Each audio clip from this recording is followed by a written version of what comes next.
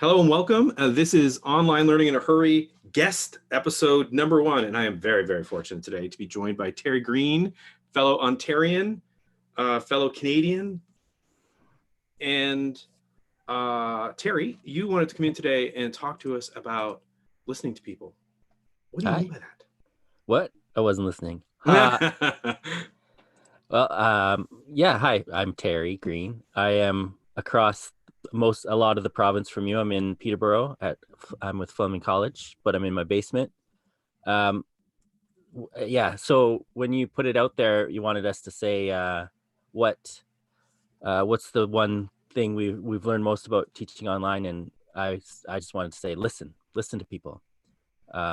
Just because over the last couple of weeks, there's tons and tons and tons of great resources out there. Everyone's sharing their best resources, and it's not about separating the wheat from the chaff. It's about separating. There's too much wheat. It's all wheat. Which wheat should I pick, right?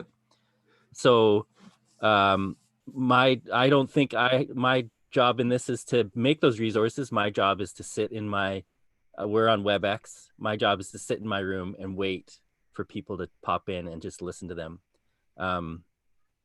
On Friday for my podcast, I'm lucky enough I'm gonna get to chat with Flower Darby, she was meant to be, I think, today or tomorrow, keynoting OLC Innovate in Chicago. That's postponed and online in June, so she'll still get to do it. But so I'm just reading up on her book Small Teaching Online, and the opening is all about, coming to a college on your first day, can't find the building, can't find the room, come into the room, no one's in there, there's just a sheet of paper with the syllabus.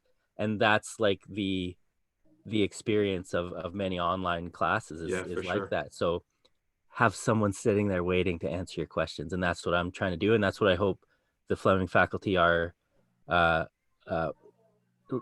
doing for their students too. Like every morning, and remind people every morning, I'm here, not just like a blanket, like I'll be here. Every morning I'll say, okay, room's open, come on in when you're ready. And it's that listening to what they need and just offering what your thoughts is all people need sometimes, and to come back and to come back and to come back.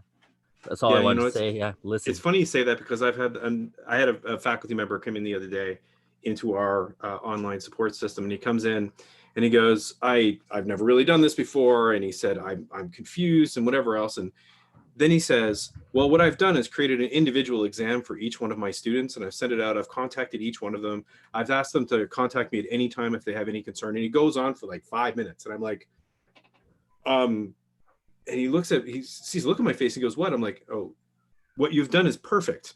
Yeah. You've done exactly what you should do.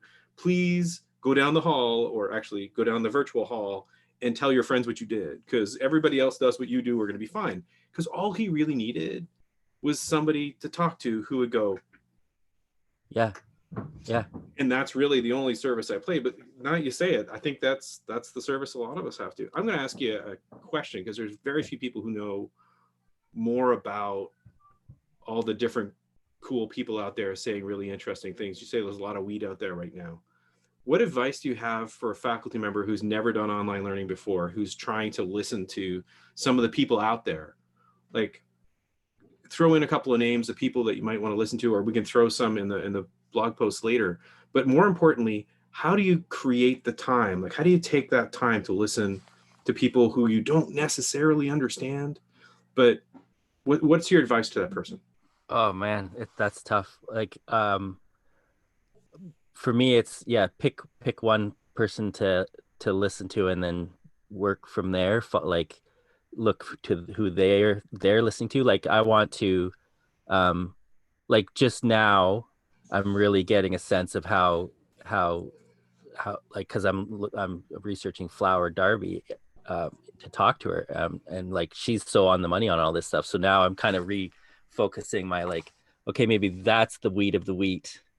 Like, so, I'm not going to say what's the weediest weed out there, but you got to pick one. So if there's someone you trust with this stuff, ask them who they're thinking about and following, and pick one. But it's so hard to choose. How much time do you take? So you take somebody like Flower, who you're going to interview, and if you want to get to know this person well enough to be able to understand their work, how much time do people have to sort of mentally put aside to get to know somebody online? That's a tough question too. Like for me, it's probably a little different than normal because I'm actually like focused on interviewing them for a podcast. So I like that's my reason to learn more about them. And every person is like that. So yeah, I guess my advice: start a podcast. uh, but even then, it's a couple hours. It's not like an insane amount. But then I know to continue to follow that person. And but like Twitter is central to personal learning networks in this space, I think. So follow Dave Cormier and then have a peek at who he follows or who he's retweeting.